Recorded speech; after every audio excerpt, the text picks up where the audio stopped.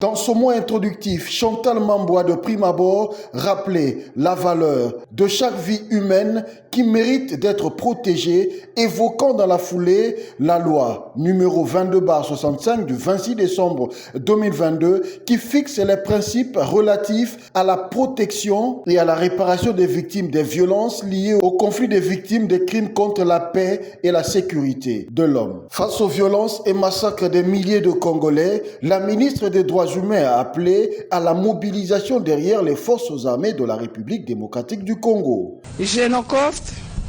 et ce cri de ralliement pour mobiliser tous les Congolais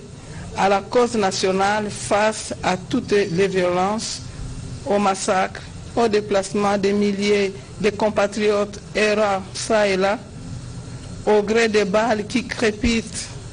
à la longueur des journées, sans ressources, ayant perdu leur terre, sans espoir de les récupérer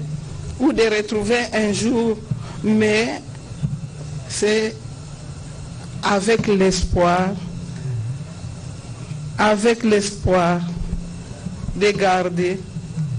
l'assurance, le retour à la paix et à l'intégrité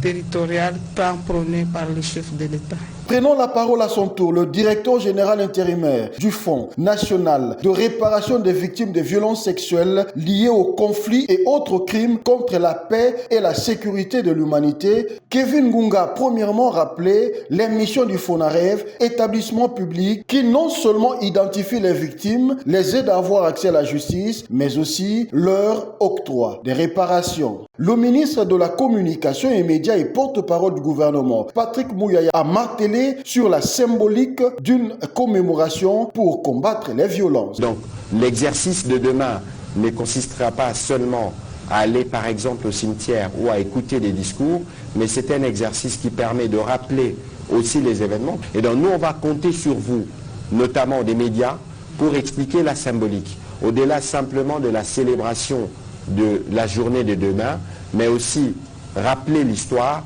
et nous assurer que à Kisangani, à Boyoma, tout le monde a compris pourquoi nous devons tous aujourd'hui, par exemple, être derrière le président de la République, mais aussi derrière notre armée pour nous assurer que nous assurons la défense de notre territoire national.